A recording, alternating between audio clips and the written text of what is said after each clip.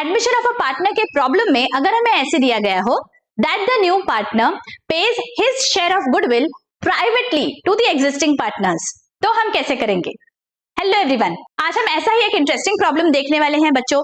Illustration number 12 from page number 154। So let's get started. देखिए, let's read the problem.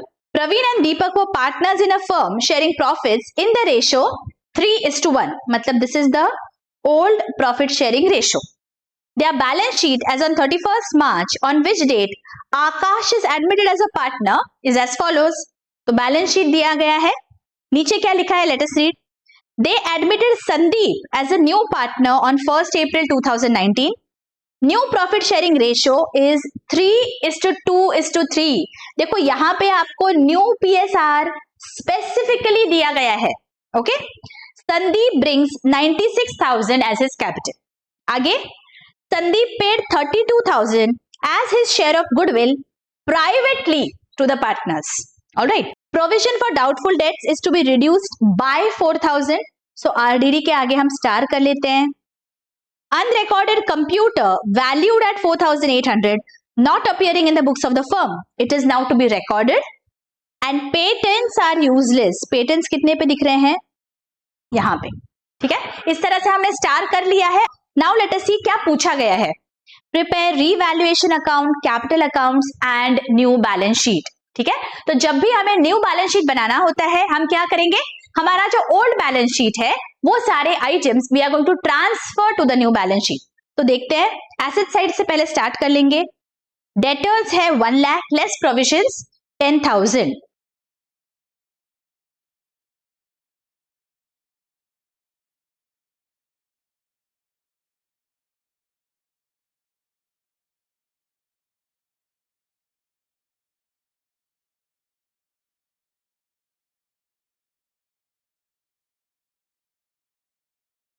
और cash हम यहां लिख लेंगे, लेकिन अमाउंट फिलहाल हम वर्किंग नोट में लिखेंगे, ओके?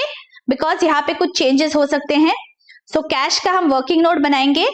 Amount is 8,000. ठीक है, let us move to the liabilities side.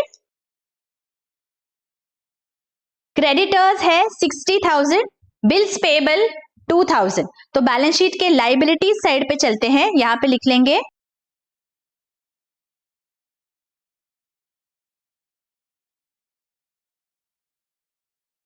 Reserve fund है 32,000. अब ये क्या है, this is a accumulated profit. So this we have to transfer among the old partners in the old profit sharing ratio.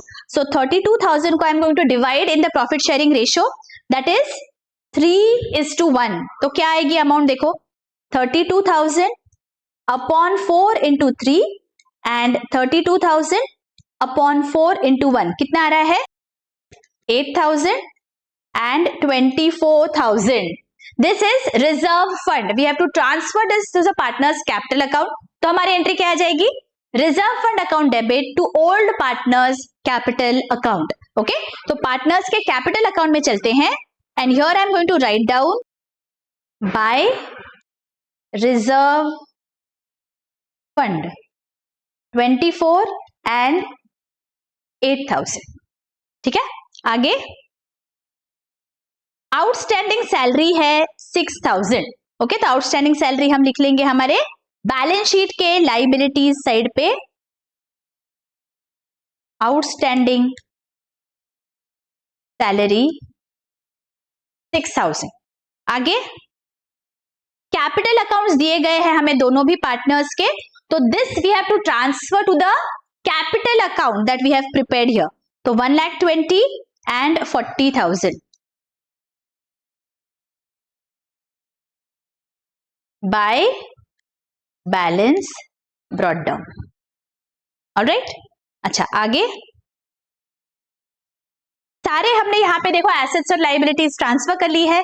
Now let us look at the additional information one by one. देखो क्या बोला गया है, they admitted Sandeep and new profit sharing ratio दिया है and Sandeep brings 96,000 as capital. तो सबसे पहली एंट्री आ जाएगी bank account debit to Sandeep's capital. तो दो इफेक्ट्स आएंगे. बैंक अकाउंट में हम 96,000 ऐड कर देंगे, यहाँ पे कैश अकाउंट है, so I am adding 96,000 here. And second effect Sandeep के कैपिटल अकाउंट में क्रेडिट में जाएगा. So here I'm going to write down 96,000 by cash account. Alright?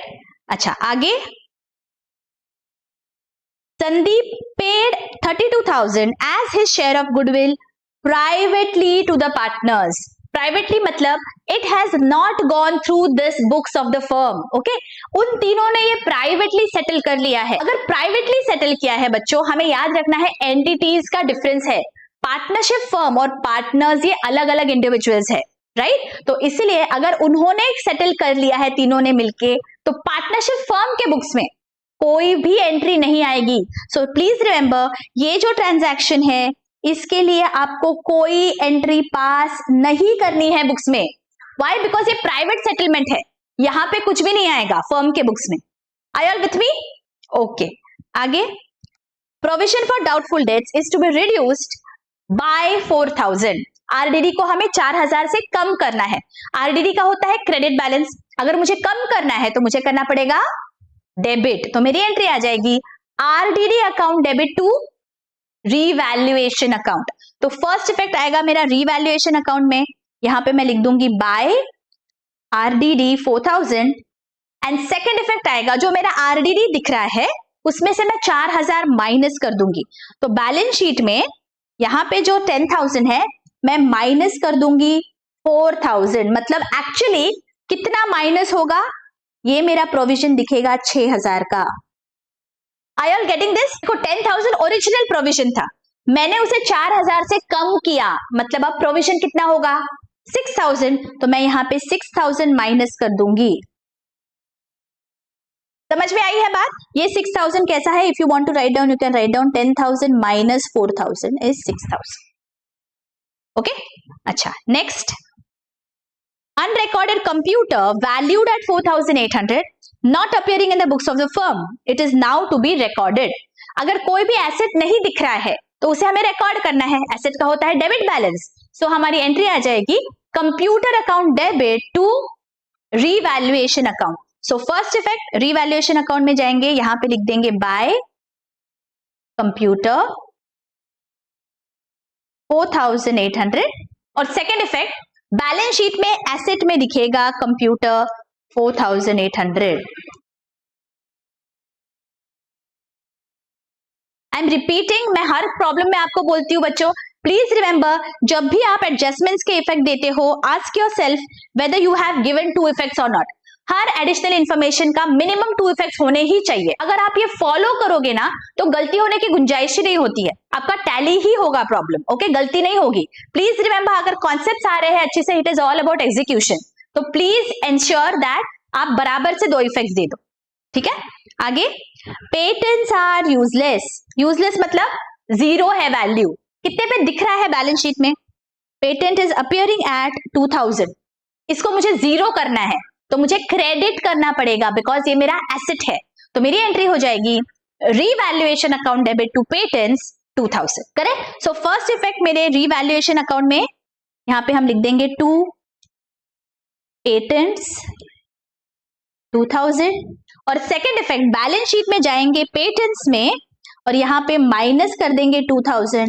Outer column में कुछ भी नहीं आएगा, तो लेस रिटन ऑफ.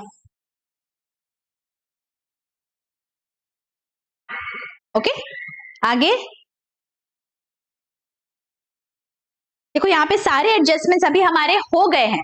तो अब हमें क्या करना है? We have to now close the revaluation account and let us find out यहां पे प्रॉफिट हो रहा है या लॉस हो रहा है. सो रीवैल्यूएशन अकाउंट में चलते हैं. यहां पे मेरा क्रेडिट बैलेंस है 8,800.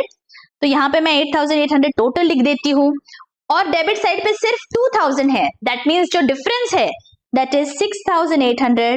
This is my profit on revaluation. ये मुझे ट्रांसफर करना है प्रॉफिट शेयरिंग रेशो में. What is the profit sharing ratio? 3:1.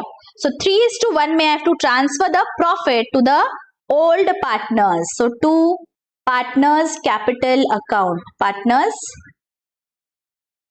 Capital account. Praveen and Deepak 1,700 5100। Okay, इसका सेकंड इफेक्ट आएगा पार्टनर्स के कैपिटल अकाउंट में। तो यहाँ पे चलते हैं, यहाँ पे हम लिख लेंगे 5100 1700 बाय रीवैल्यूएशन प्रॉफिट। ओके, समझ में आ गया हमने क्या किया। अब क्या करेंगे, बस अब हम पार्टनर्स के कैपिटल अकाउंट की टोटल लेते हैं and let us find out कि ये बैलेंसेस क्या आ रहे हैं। दिस इज 149,100, दिस इज 49,700 और ये 96,000। यहां पे लिख लेते हैं। कोई भी अमाउंट नहीं है बच्चों, तो यही हमारे बैलेंसेस भी होंगे। सो टू बैलेंस कैरीड डाउन, तुरंत इनको ट्रांसफर कर देंगे हमारे बैलेंस शीट में।